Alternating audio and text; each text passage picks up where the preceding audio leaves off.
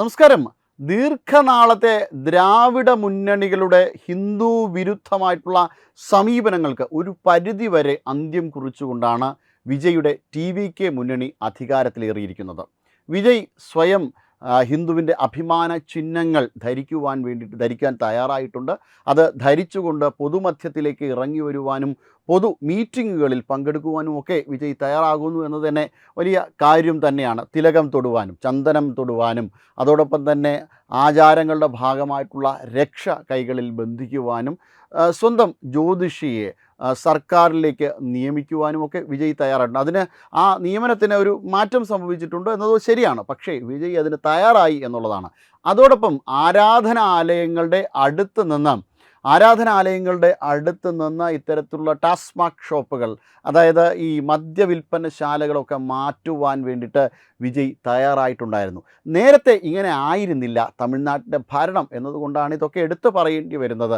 തമിഴ്നാട്ടിൽ അതികഠിനമായ രീതിയിലുള്ള ഹിന്ദു വിരുദ്ധ സർക്കാർ തന്നെയാണ് ഭരിച്ചിരുന്നത്. DMK അത്രമാത്രം ഹിന്ദുക്കളെ അവിടെ നിന്ന് ഉന്മൂലനം ചെയ്യണമെന്ന് പറഞ്ഞുകൊണ്ട് നടന്ന ഒരു സർക്കാരായിരുന്നു DMK സർക്കാർ.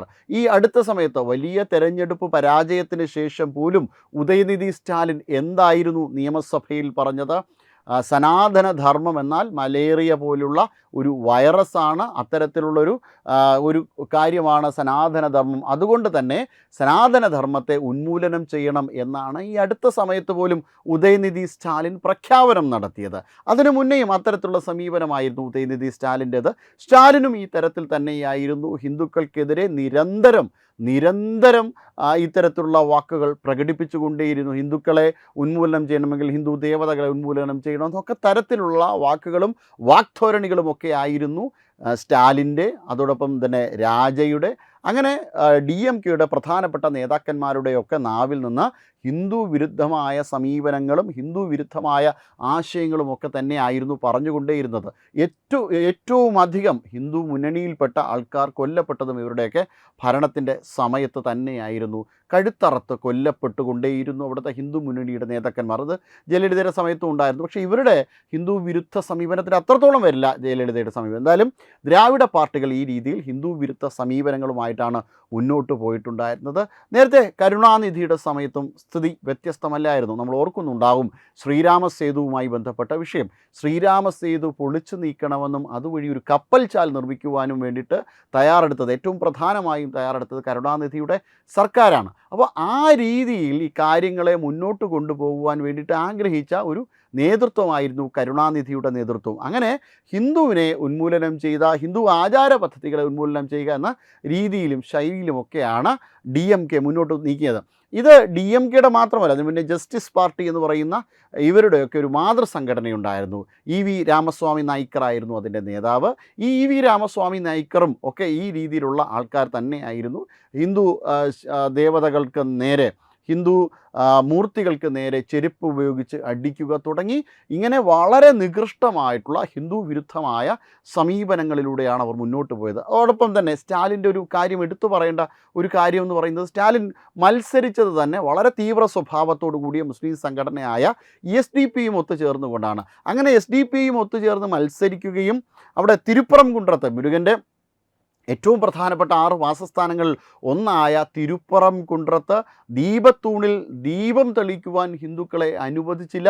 കോടതി വിധി ഉണ്ടായിട്ട് പോലും അതിന് അനുവാദം നൽകിയിട്ടില്ലെന്നാണ്. അതിനെ തുടർന്ന് ആത്മഹത്യകൾ പോലും നടന്നു. പിന്നെ ഒടുവിൽ അവർക്ക് സമ്മതിക്കേണ്ടി വന്നു. കാരണം അത്രമാത്രം വലിയ പ്രക്ഷോഭങ്ങളാണ് അവിടെ നടത്തിയത്. കോടതി വിധി സമ്പാദിച്ചതിന് ശേഷം ഹിന്ദുക്കൾക്ക് അവിടെ ദീപം കൊളുത്തുവാനായി. അതുമാത്രമല്ല, അതിനു മുന്നേ ഉള്ള കുറച്ച് സമയത്ത് ഈ SDP പോലുള്ള സംഘടനകളെ ഉപയോഗിച്ചുകൊണ്ട്, അവിടുത്തെ തീവ്ര മുസ്ലിം സ്വഭാവക്കാരെ ഉപയോഗിച്ചുകൊണ്ട് മാംസാഹാര ബിരിയാണി വച്ച് വിളമ്പുവാൻ പോലും തയ്യാറായി ആ ഭാഗത്ത് എന്നുള്ളതാണ്. അപ്പോൾ അങ്ങനെയുള്ള ഒരു ഹിന്ദു വിരുദ്ധ സമീപനമായിരുന്നു സ്റ്റാലിനും സ്റ്റാലിൻ്റെ പാർട്ടിക്കും ഉണ്ടായിരുന്നത് എങ്കിൽ ഇപ്പോൾ ഇതിനൊരു വലിയ മാറ്റം, വലിയ അളവിൽ തന്നെ മാറ്റം ഉണ്ടായിരിക്കുന്നു. ഒരു ഹിന്ദു അഭിമാനബോധത്തോടു കൂടി സ്വയം ഒരു ക്രിസ്ത്യൻ വിശ്വാസ രീതിയിലാണ് വിജയ് പ്രവർത്തിക്കുന്നത് എങ്കിലും ഹിന്ദു അഭിമാനബോധത്തോടുകൂടി ഹിന്ദുവിൻ്റെ ചിഹ്നങ്ങൾ ധരിച്ചുകൊണ്ട് പ്രത്യക്ഷമാകുവാൻ വിജയ്ക്ക് ഒരു മടിയുമില്ല. അപ്പോൾ അങ്ങനെ ഇത് ചിലപ്പോൾ വിജയുടെ തന്നെ അഭിനയമായിരിക്കാം. എന്തായാലും ഇങ്ങനെ ഒരു മാറ്റം വലിയ പ്രത്യേകതയുള്ളതാണ്, വളരെ പ്രാധാന്യമേറിയതാണ്. പ്രത്യേകിച്ചും തമിഴ്നാട് പോലെ വലിയ സാംസ്കാരിക ഭൂമിയായ തമിഴ്നാട്ടിൽ ഇത്തരത്തിലുള്ളൊരു മാറ്റം മറ്റൊരു നീക്കത്തിൻ്റെ അലയൊലിയാണ്.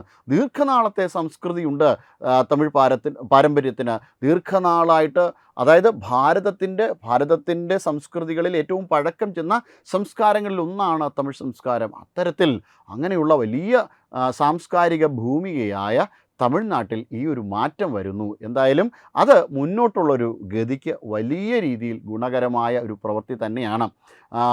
ഗംഗൈക്കൊണ്ട ചോളപുരം പോലെ ചോള രാജാക്കന്മാരുടെ നിരവധിയായിട്ടുള്ള ക്ഷേത്ര സ്ഥാനങ്ങൾ അവിടെയുണ്ട്. ആ ക്ഷേത്രങ്ങളൊക്കെയും പലതും അന്യാധീനപ്പെട്ടു പോയിട്ടുണ്ട്. ക്ഷേത്ര സ്വത്തുക്കൾ മര്യാദയ്ക്ക് നോക്കാതെ പലരുടെയും കൈകളിലാണ്. അതിലൊക്കെയും ഇവർക്കെല്ലാം തന്നെ പങ്കുണ്ട്. പ്രത്യേകിച്ചും ഈ റിയൽ എസ്റ്റേറ്റ് ലോബിയുടെ ഒരു തലതൊട്ടപ്പനാണ് സ്റ്റാലിൻ എന്ന് പറയുന്നത്. അങ്ങനെയൊക്കെയുള്ള ഒരു നീക്കം തമിഴ്നാട്ടിൽ നടത്തുന്നതിന് സ്റ്റാലിന് പ്രത്യേകിച്ച് വലിയ പങ്കുണ്ട്. അത് ഒരു കാരണവശാലും അംഗീകരിച്ചു കൊടുക്കുവാൻ പറ്റില്ല.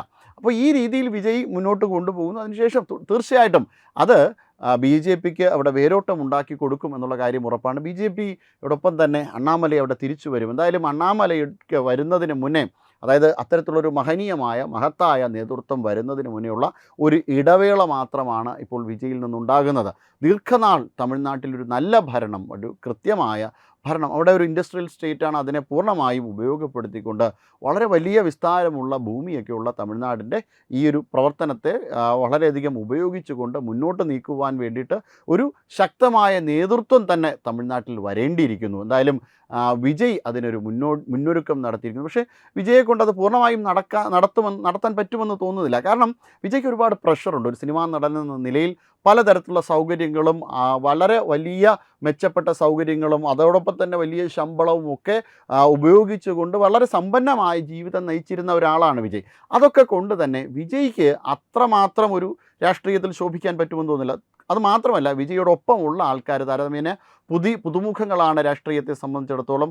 അവർക്കെല്ലാം തന്നെ ഒരു മെച്ചപ്പെട്ട രീതിയിൽ ഭരണം നടത്തുവാനുള്ള സംവിധാനങ്ങളൊന്നുമില്ല. പ്രത്യേകിച്ചും വിജയ് ഇത്തരത്തിൽ ഗ്രൂം ചെയ്ത് കൊണ്ടുവരുന്നതിന് ദീർഘനാളായിട്ടുള്ള ഒരു പരിശ്രമത്തിൻ്റെ ഭാഗമായിട്ടാണ് വിജയ് ഇത്തരത്തിൽ അധികാര സ്ഥാനത്തേക്ക് എത്തിയിട്ടുള്ളത്. അതായത് സിനിമാ നടനിൽ നിന്ന് ഒരു രാഷ്ട്രീയക്കാരനാകണമെന്ന് ചന്ദ്രശേഖർ ആഗ്രഹിച്ചതിനെ തുടർന്നാണ് വിജയുടെ ഫാൻസ് അസോസിയേഷനെ ഒരു രാഷ്ട്രീയ പാർട്ടിയാക്കി മാറ്റിയെടുക്കുന്നതിൻ്റെയൊക്കെ നീക്കം നടന്നത്. ആ രീതിയിലൊരു ഗ്രൂംഡ് ആയിട്ടുള്ള നടനും, വിജയ് ഒരു നടൻ എന്ന നിലയിൽ പോലും പലപ്പോഴും വിമർശന വിധേയമാക്കപ്പെട്ടുകൊണ്ടേയിരുന്നു ആദ്യകാലങ്ങളിൽ. അങ്ങനെ ഗ്രൂം ചെയ്ത് വിജയ് ഒരു നടനാക്കി. അവിടെ നിന്ന് ഗ്രൂമിങ്ങിലൂടെയാണ് വിജയ് ഒരു രാഷ്ട്രീയക്കാരനാക്കിയത്. പക്ഷേ രാഷ്ട്രീയക്കാരനായി മാറിക്കഴിഞ്ഞ് കഴിഞ്ഞാൽ തീർച്ചയായും പെട്ടെന്ന് തന്നെ പ്രതിസന്ധികളെ അതിജീവിക്കാനുള്ള ഒരു കഴിവ് വേണം. അത്തരത്തിൽ പ്രഷറിനെ അതിജീവിക്കാനുള്ള കഴിവ് വേണം. അപ്പോൾ ആ ഒരു സാഹചര്യത്തിൽ വിജയ് അങ്ങനെയൊക്കെയുള്ള രീതിയിലുള്ള പ്രവർത്തനങ്ങളൊന്നും കാര്യമായിട്ട് നടത്തിയിട്ടില്ല എന്ന് നമുക്ക് പലപ്പോഴുമുള്ള പ്രവർത്തനങ്ങളിൽ നിന്ന് മനസ്സിലാകുന്നുണ്ട്. പക്ഷേ വിജയ് എന്തായാലും രാഷ്ട്രീയത്തിലെത്തി. വിജയ് ചില സമയങ്ങളിലൊക്കെ നമ്മൾ കാണുമ്പോൾ വളരെ പ്രഷേർഡാണ് എന്ന് തോന്നിയിട്ടുണ്ട്. അത് വിജയുടെ ഒരു നേരത്തെ അനുഭവിച്ച് വന്ന ഒരു സുഖ സൗകര്യങ്ങൾക്കപ്പുറം, ഒരു നടൻ എന്ന് പറഞ്ഞു കഴിഞ്ഞാൽ ഒരു തമിഴ്നാടിനെ സംബന്ധിച്ചിടത്തോളം തങ്കത്തളികയിൽ വെച്ചുകൊണ്ട് സംവിധായകനേക്കാൾ മുകളിലാണ് നടനെ അവർ കണക്കാക്കുന്നത്, പ്രത്യേകിച്ച് വിജയെ പോലുള്ള ഒരാളിനെ കണക്കാക്കുന്നത്. അങ്ങനെയൊക്കെയുള്ള ഒരു വിജയെ സംബന്ധിച്ചിടത്തോളം രാഷ്ട്രീയം വലിയ രീതിയിലുള്ളൊരു പ്രശ്നബാധിതമായ പ്രദേശം തന്നെയാണ്. എന്തായാലും അതൊരു മറ്റൊരു ഘട്ടത്തിലേക്ക്, അത് മറ്റൊരു തരത്തിലുള്ള രാഷ്ട്രീയ സ്വഭാവത്തിലേക്ക്, അതായത് മറ്റൊരു നേതൃത്വത്തിലേക്ക് വഴിയൊരുക്കുന്നതിന് വിജയെ സഹായിക്കും. എന്തായാലും തീർച്ചയായും അണ്ണാമലയുടെ നേതൃത്വം തമിഴ്നാട്ടിൽ വരുമെന്നുള്ള കാര്യം ഉറപ്പാണ്. Web desk Tatwamayi news. വിട്ടുവീഴ്ചയില്ലാത്ത നിലപാടുകളുമായി ദേശീയതയുടെയും സമാജത്തിൻ്റെയും ശാക്തീകരണത്തിനു വേണ്ടി തത്വമയിയുടെ ജൈത്രയാത്ര തുടരുകയാണ്. യൂട്യൂബിൽ മാത്രം തത്വമയിക്ക് 10 ലക്ഷം സബ്സ്ക്രൈബേഴ്സിലേക്ക് എത്താൻ ഏതാനും ചുവടുകൾ മാത്രമാണ് ബാക്കി. മറ്റ് സോഷ്യൽ മീഡിയ പ്ലാറ്റ്ഫോമുകളിലും തത്വമയിയുടെ നിറസാന്നിധ്യം തുടരുകയാണ്. ഈ അവസരത്തിൽ ഞങ്ങൾക്ക് നിങ്ങളോടുള്ള അഭ്യർത്ഥന ഞങ്ങളോടൊപ്പം നിൽക്കുക എന്നുള്ളതാണ്. നിങ്ങൾ ഉപയോഗിക്കുന്ന ഏത് സോഷ്യൽ മീഡിയ പ്ലാറ്റ്ഫോം ആണെങ്കിലും ഞങ്ങളുടെ വരിക്കാരാകുക, ഞങ്ങളെ സബ്സ്ക്രൈബ് ചെയ്യുക.